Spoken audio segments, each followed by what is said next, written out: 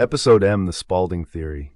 The Book of Mormon, after its release in 1830, didn't initially stir much local interest.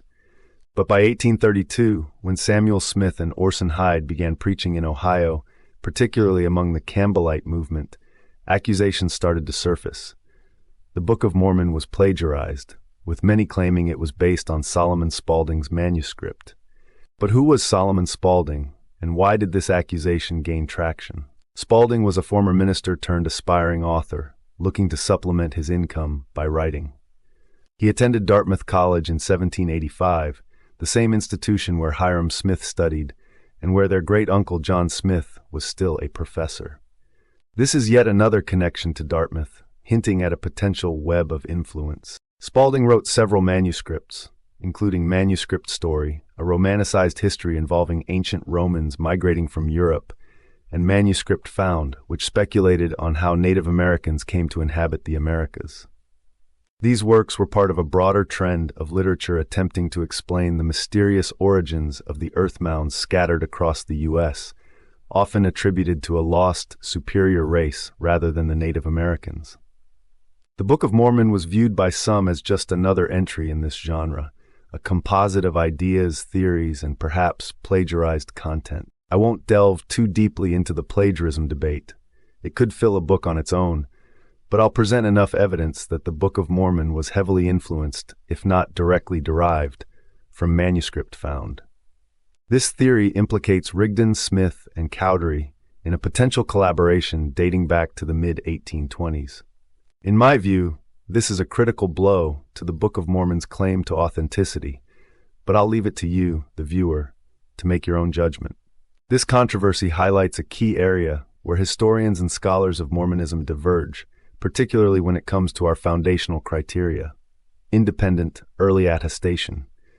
Evidence appears in multiple sources, close in time to the alleged events, without relying on each other or a common source. We have testimonies from 1833 and 1834 alleging plagiarism in the Book of Mormon from manuscript found. While many scholars dismiss these claims due to the absence of the manuscript itself, the available evidence meets the criteria of independent, early attestation with multiple sources backing its existence.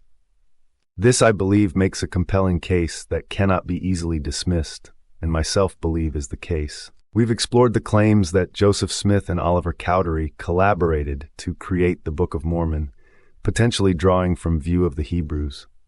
I've also touched on the possibility that Smith and Cowdery might have crossed paths with Sidney Rigdon during the religious revivals they all attended. Though, to be fair, there's no concrete proof of this. I have examined the roles of Joseph and Oliver in the Book of Mormon's creation several times, but it's time to shift our focus to Sidney Rigdon. I believe the evidence is overwhelmingly strong for Rigdon's involvement in crafting the Book of Mormon and his use of manuscript found, alongside Joseph and Oliver. Part 1. Sidney Rigdon's role.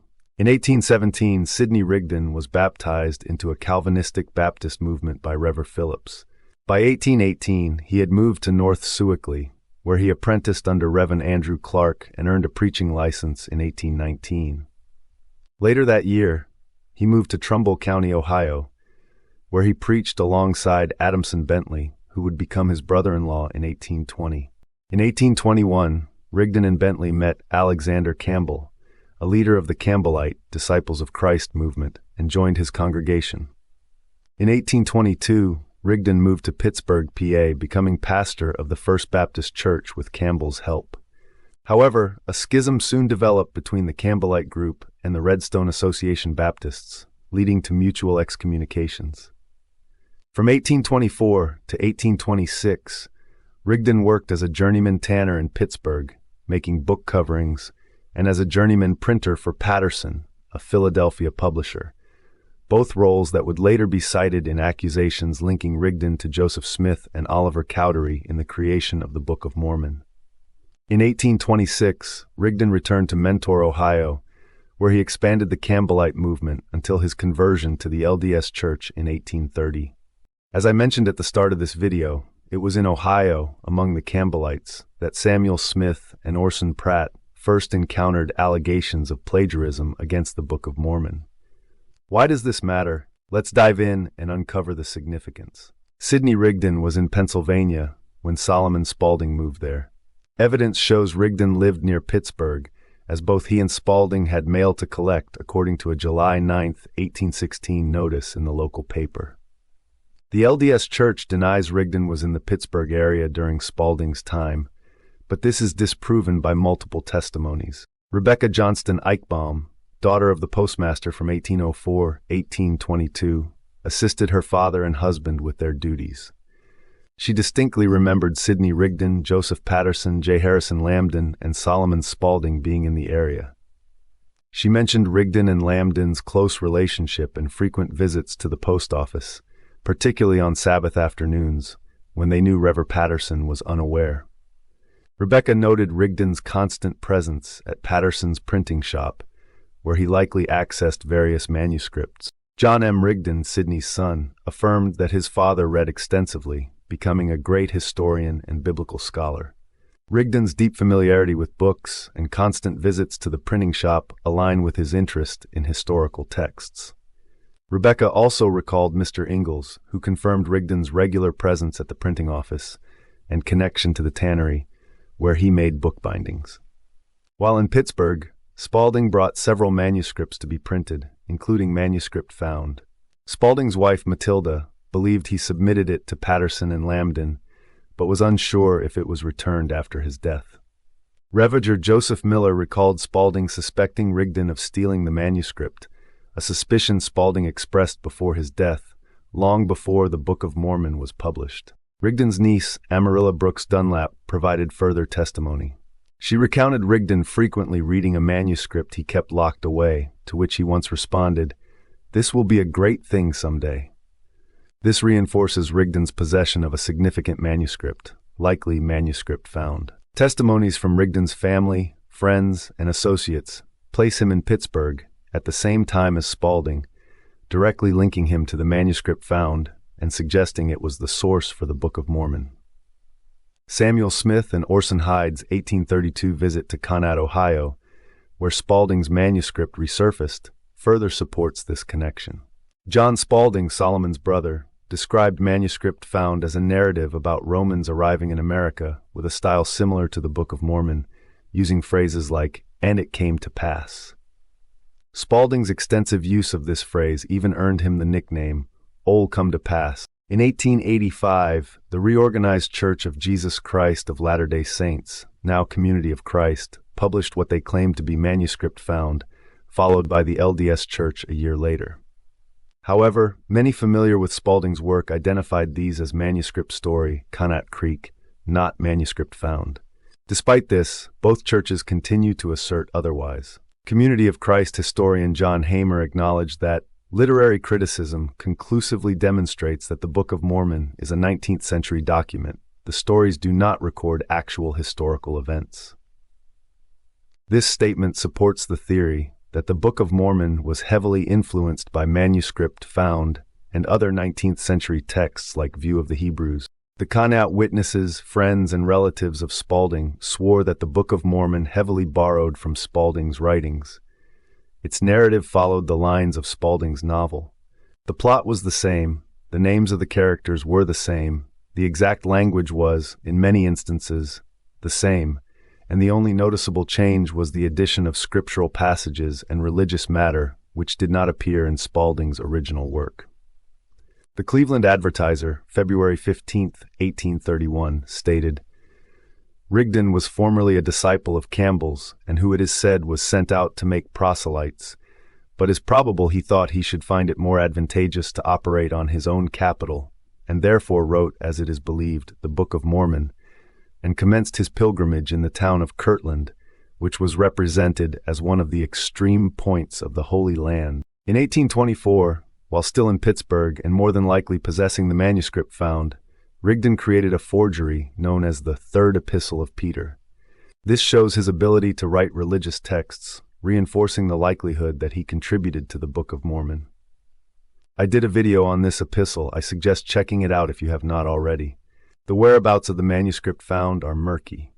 Dr. Hurlbut, who obtained a copy from Spaulding's widow, promised to return it, but never did. According to a letter from Rev. Storrs to Rev. John A. Clark, Hurlbut allegedly sold the manuscript for $400 in Missouri, and it was never seen again, possibly destroyed by the LDS Church to eliminate any evidence of Rigdon's involvement. E.D. Howe, author of Mormonism Unveiled, affirmed this, stating, "The Mormons had too much at stake to let it exist." How did Joseph Smith and Rigdon pull this off? There are several theories. 1. The common theory is that Pratt helped Smith obtain the manuscript, but this is unlikely since the Book of Mormon was already published when Pratt joined the church, and there's no evidence of a prior connection. 2 religious revivals. Smith, Cowdery, and Rigdon attended the same revivals in the burnt-over district during the mid-1820s. Rigdon, already in possession of the manuscript found, could have shared it with Smith and Cowdery. This theory suggests that Cowdery was intended to replace Martin Harris as scribe after the loss of the 116 pages. 3. War of 1812 and manuscript found. My theory suggests that Smith and Cowdery originally planned to base the Book of Mormon on the War of 1812, along with Isaiah and View of the Hebrews. They met Rigdon at a revival, who, learning of Smith's claims about golden plates, joined their scheme. Rigdon, having recently forged the third epistle of Peter, introduced the manuscript found to Smith and Cowdery, providing them with the necessary content to compose the Book of Mormon. Before. My last one to present is that while Oliver was preaching along the PA Panhandle, he encountered Sidney Rigdon in Pittsburgh while Sidney was still preaching there. He and Rigdon talked. Oliver reported back to Joseph, and they let Rigdon in on the con, since he had something to contribute.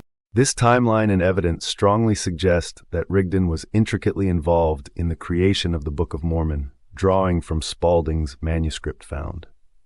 Sidney Rigdon was preaching about a new scripture in church before his alleged first meeting with Joseph Smith.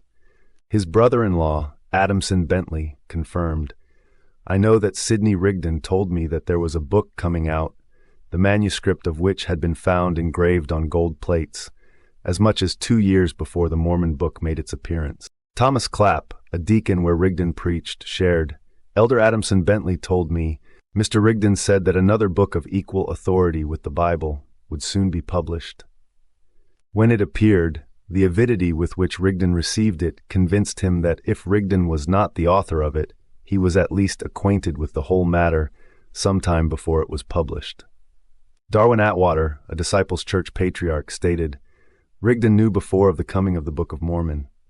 He gave a wonderful description of the mounds and other antiquities, and said there was a book to be published containing an account of those things."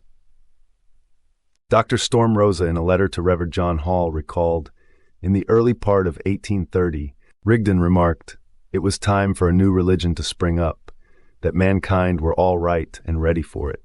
Rev. Samuel F. Whitney remembered Rigdon preaching in 1827 or 28. He said how desirable it would be to know who built the forts and mounds about the country. Soon it would all be revealed. These testimonies date Rigdon predicting the Book of Mormon and the Church of Christ before his supposed first meeting with Smith in 1830. If Rigdon never met Smith before December 1830, as he claimed, his prior knowledge of these events raises serious questions.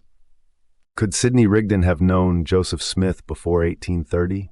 Testimonies from several of Smith's neighbors suggest so. Pomeroy Tucker, a Palmyra journalist and state representative, wrote in 1867, "A mysterious stranger appeared at Smith's residence in the summer of 1827, holding private interviews with the money digger.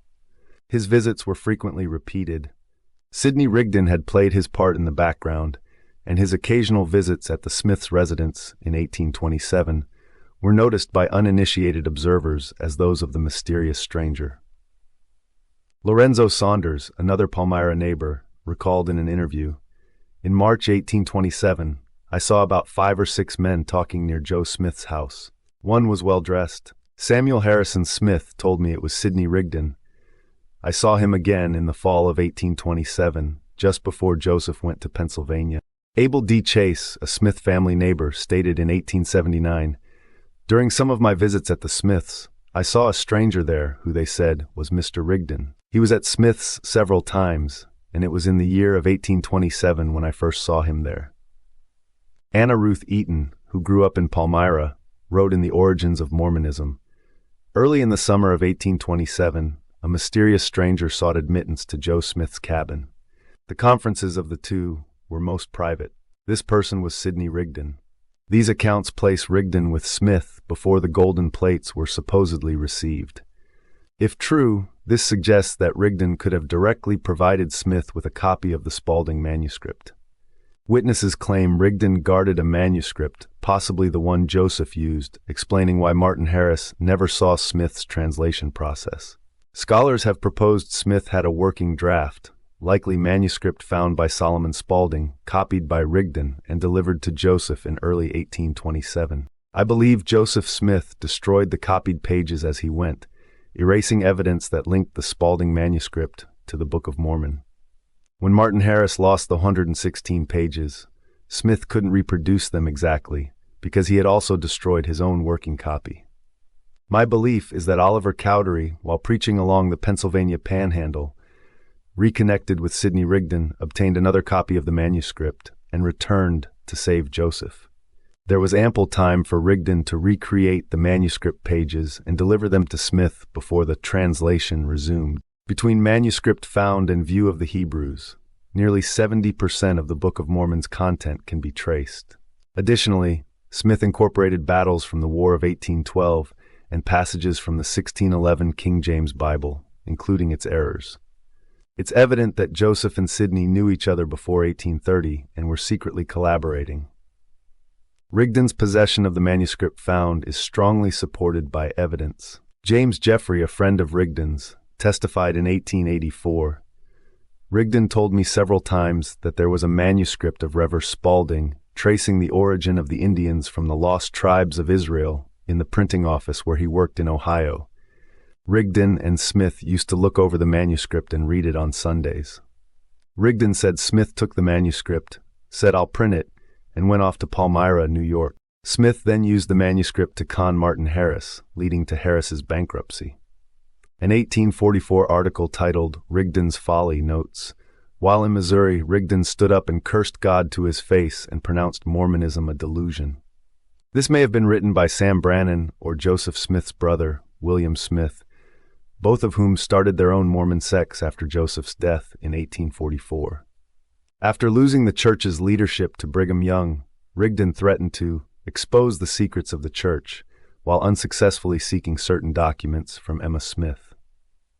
These secrets could have included his role in creating the Book of Mormon and founding the LDS Church. Oliver Cowdery confided to Judge W. Lang, "The plates were never translated and could not be, were never intended to be. What is claimed to be a translation is the manuscript found, worked over by Cowdery. Rigdon got the original at the Job printing office in Pittsburgh. Cowdery revised the manuscript, and Smith and Rigdon approved it before it became the Book of Mormon." Those closest to Joseph Smith and Sidney Rigdon reveal the Book of Mormon as a plagiarized work of fiction. It's clear that these men were the true architects behind its creation. Though we can't prove it with absolute certainty, I'm convinced that manuscript found was used in creating the Book of Mormon. The evidence and testimonies strongly support this view, and while it may be controversial, the facts and testimony make a compelling case. Thank you so kindly for watching. This is the Ex-Mormon Informant signing off for today.